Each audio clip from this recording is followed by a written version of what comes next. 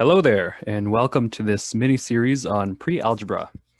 So what is pre-algebra? Well, it's, as the name suggests, it's the thing you do before algebra. So I am mostly going to cover some math that's done before getting into algebra. So what is algebra? I guess you'll find out a bit later, but algebra is mostly the idea of having a variable. Sometimes you see the variable as the letter x, and so you may have heard of solving for x. So in this entire course, there will be none of that, but I will be introducing the building blocks that lead up to being able to solve for x. So here are a couple of assumptions that I need to make in order for this to go well. I need to make sure that you already know how to do the following things. So prerequisites.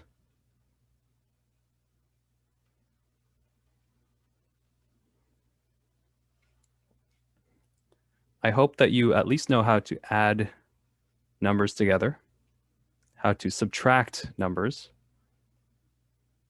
how to multiply numbers,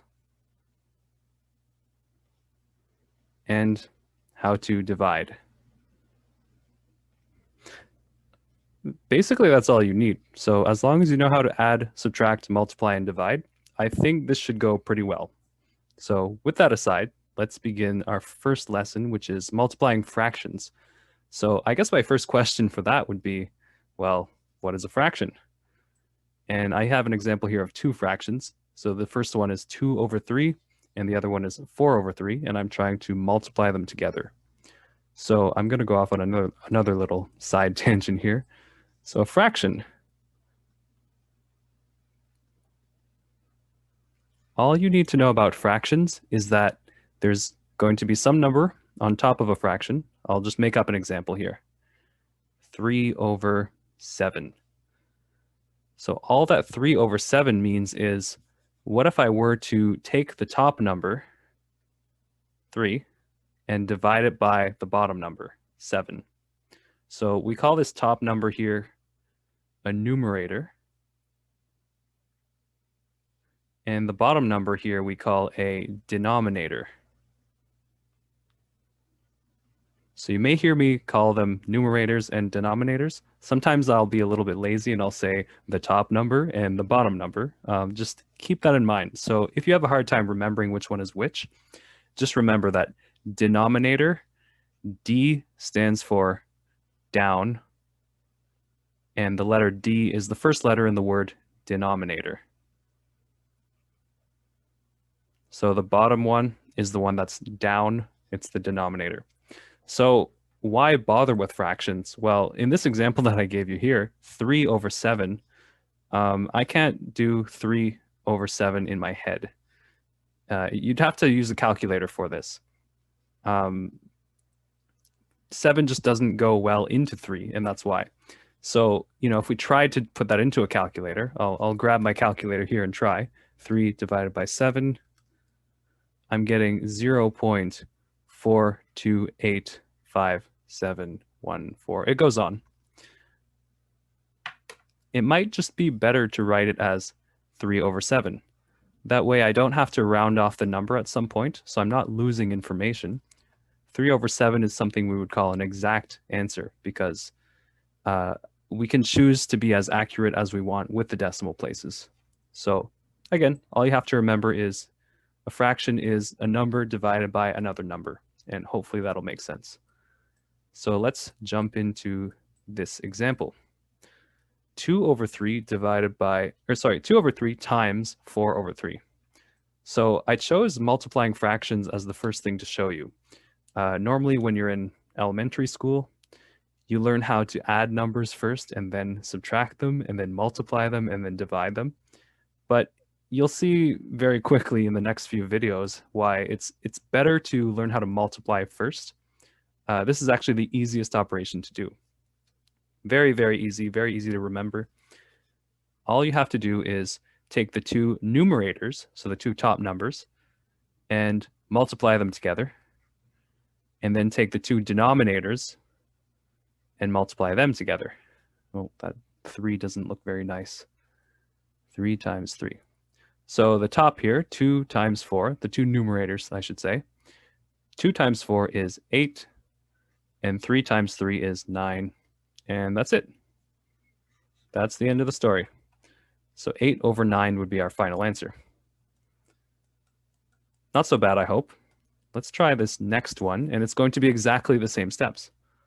So 2 over 4 times 3 over 7, that's just going to be the two numerators multiplied together, 2 times 3, divided by the two denominators multiplied together, 4 times 7.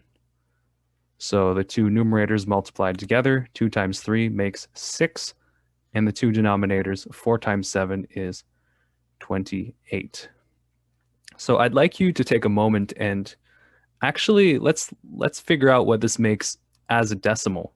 So take out your calculator for a moment and try to do this. The top number divided by the bottom number. So I'll give you a moment to do that. Actually, I'll do it in real time here. So let me know if you get the same answer as 0.214285714. And of course, this keeps going forever. I want to prove some kind of point to you. Is this the only fraction that could make 0.214285714? Well, it turns out there's another fraction that could do the same thing. If we tried to do 3 over 14, well, if we'd have to take out our calculator again. We'd do 3 divided by 14. And if you put that into your calculator, well, let's try. 3 divided by 14. I'm getting exactly the same answer. So what's the deal with that? It turns out that these two fractions, the 6 over 28 and the 3 over 14, we call these equivalent fractions.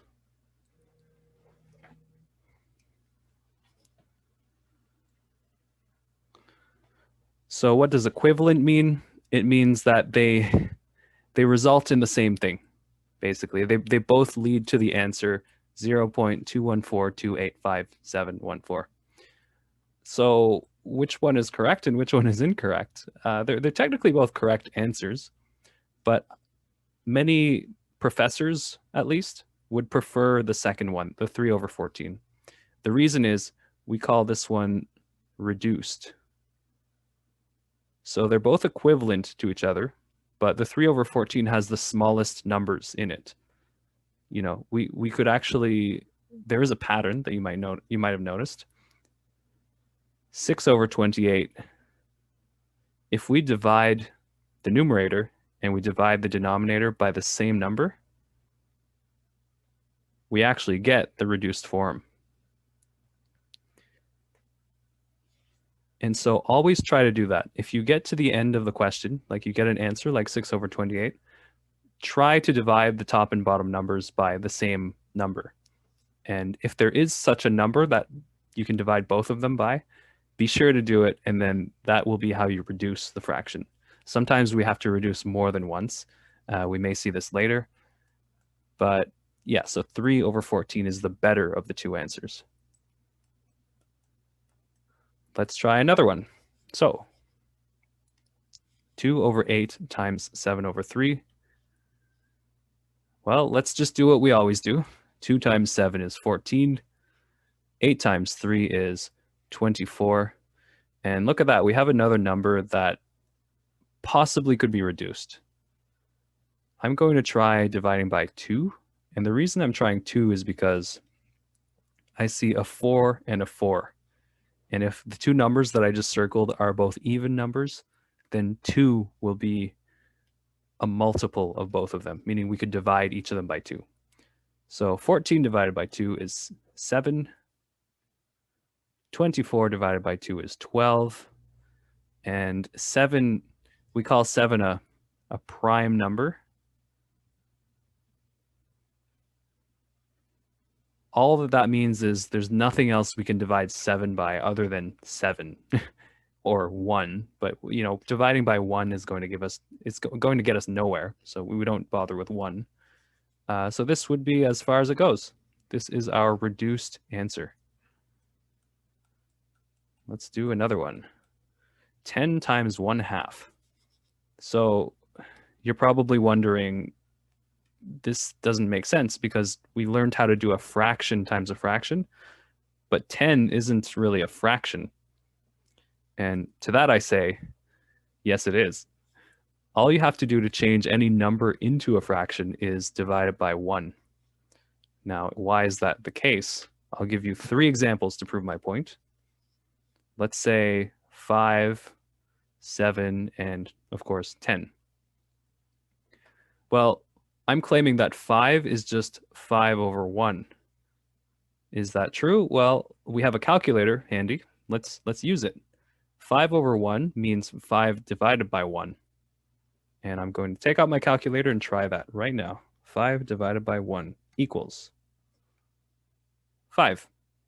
So yes, my prediction was correct. Let's try that with 7, although I think you know where this is going. 7 divided by 1 equals 7 divided by 1 equals, in the calculator, 7 divided by 1 equals 7.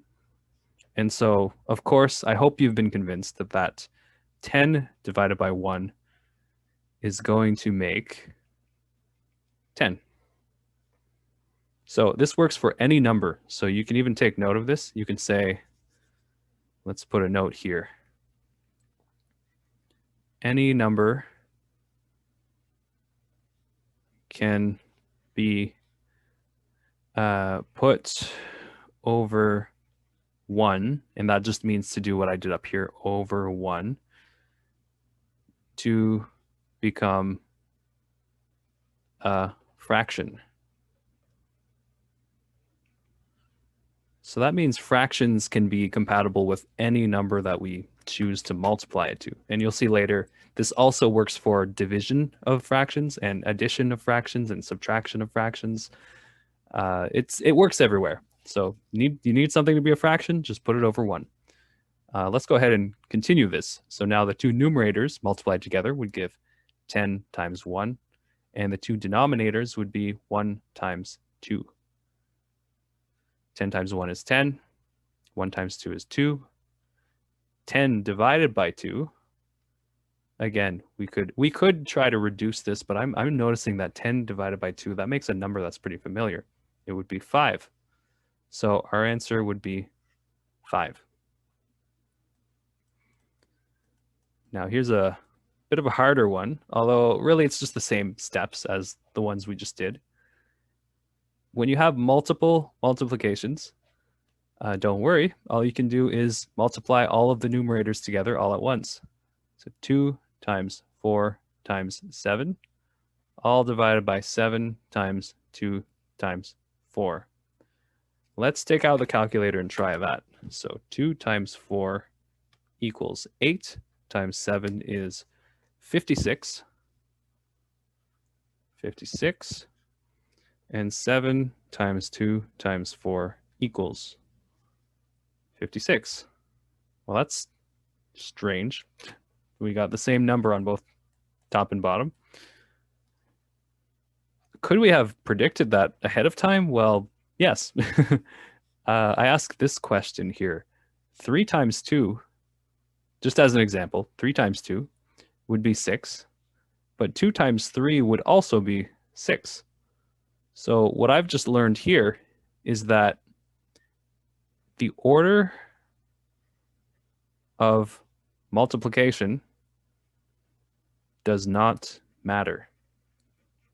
It didn't matter if I did 3 times 2 or 2 times 3. The answer was the same.